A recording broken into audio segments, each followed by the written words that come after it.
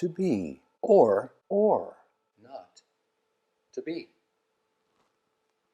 That is the question. So we've been dealing with the imponderables, to be or not to be, per William Shakespeare. By the way, he would have been a bike rider, I am sure.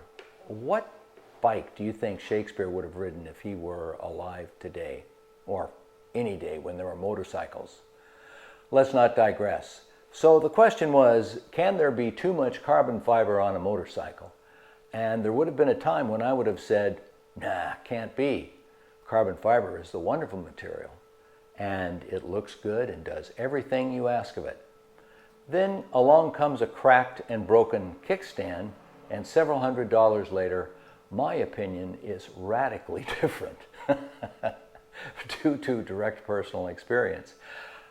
That doesn't mean you can still add carbon fiber to a motorcycle, particularly one like the Phantom that starts life as 98% carbon fiber anyway. But there is a piece that was overlooked. Surprises me too. I don't know if it's Dozer's fault, Jarrett's, or Dado's. I think Dozer we might have to blame because he was the manager during that whole build series. But hey, who knows? Anyway, it was left off. You're going to go along with me today and we're going to rectify that oversight. So stand by for a little fun here in the Man Cave, Wistful Vistas, beautiful suburban San Diego, California. So what we have here is the stock ignition surround, which is in regular old plastic compared to the rest of the carbon fiber. We're going to switch it out with this piece in genuine carbon fiber. Feast your eyes on this, ladies and gentlemen. Beyond this, I don't know what else we can put on here that's carbon fiber or that isn't already carbon fiber. But stand by, we're going to get into the job. So I've actually had this piece for a while, and when it first came to me and I removed the original piece, I couldn't understand how you get these studs off the original piece to put it in place. And then thanks to Facebook, good old Facebook, the Ducati 4S forum, someone said that there's a bolt kit that you use, and in fact the two pieces come apart right here. Something that I didn't know about when I first got it. So let's remove the old one. We'll start with that. Okay, the first thing we do is remove my phone charger from its very cleverly installed Velcro, that's easy for me to say, not for you, Velcro enclosure. And then we grab our trusty 3mm Allen head and begin to remove the original bolts holding the battery cover onto the machine. There are little plastic washers that help prevent damage to the body, and these guys have a habit of trying to run away and go hide someplace, so you've got to be a little careful to take them off. All right, we're going to repeat that 3 more times. The battery cover pops easily right off. You have to remember there are these little over-center studs that go through these grommets to hold it in place. So you take those off and you just lift the little guy right up. I've got some, and there's also some Velcro holding it in place. I've got some electrical tape here, and that's because I found that there's some rubbing that occurs between the carbon fiber pieces as you're moving around. In fact, I see another little bit of rubbing spot there. Okay, the next thing we're going to do is get after this ignition. The ignition hold down screws are 4mm, a little beefier than the others, and we just start those turning.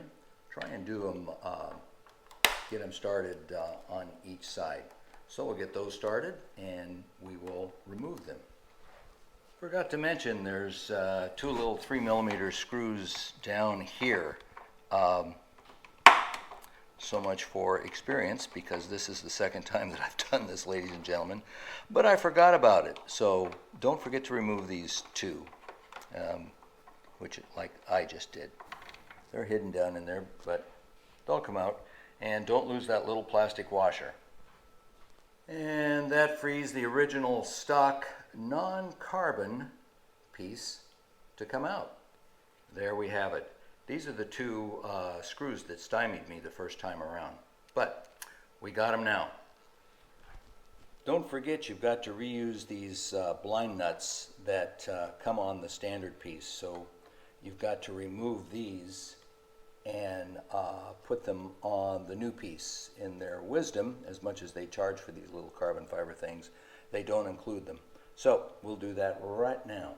I always advise, once you put the blind nut back onto the new replacement piece, that you do a test run in of the screw or bolt, just to make sure that it's lined up, because if these are usually in hard to reach, hard to see places, and if you're just a little bit off on that alignment, it can lead to hours of frustration. How do I know that? Well, you live long enough and you get the experience. Okay, that side's on, put on the next. So this is the way these two pieces go together, and it's not immediately obvious when you're kind of shooting in the blind. I didn't even see it in a exploded parts diagram, but they go together like that, coming in through the top. So I will show you right now. We put this, sorry camera, did that hurt? Hope I didn't give you a headache there. We put this part in the top and then thread this in from the bottom, just like that.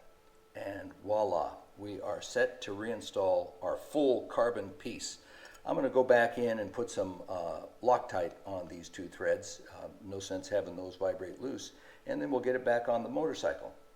Okay, before we button it up, the carbon fiber ignition cover is in place, looking very nice. By the way, one of the things, if any of you try this, to be aware of is those battery terminals are rather exposed and pretty close to your working environment there. So be aware of that. You don't want to drop a Allen wrench or anything like that on top of those two poles. It could lead to some unintended consequences. Okay, we'll put the battery cover on and we can consider this job done. By the way, a last little note is that the kit from Podium Racing, Ducati Panigale V4 8 pieces silver titanium fuel tank set, Podium Racing, www.podiumracing.com, came with these replacement screws to hold the bodywork in place as opposed to the black. Now I'm going to go with that. I'll come over here in a moment and show you how they look on, but I think they look a little more tech to me. Anyway, I kind of like them. Let me know what you think. I think they look a little more tech, a little groovier for the full carbon Panigale. Here's the Podium Racing screw, titanium screw, and here's the screw that came with this machine. I can't say it's OEM because this tank or battery cover was replaced as well during Jarrett and Dado's build process, but it's black in color. They're both the same size. So let me know what you think, but I think I'm going to go with the titanium colors because again, I'm going to say they look a little more groovy, a little more racy. Anyway, that's my opinion. You're entitled to yours. Let me know what you think. They also match the new hold-down screws for the ignition cover. Drop me a note. And of course we do the test to see if the thing's going to work. Now that we've installed the new carbon fiber and we can see it out here in the light of day, I think it looks pretty good. It's probably going to add another 10 or 20 miles per hour. A little disappointed in the crew that they didn't put that on, but I understand Dover is sympathetic and he's got them all on progressive discipline. So the guys are going to learn their lesson. Okay, let's fire it up.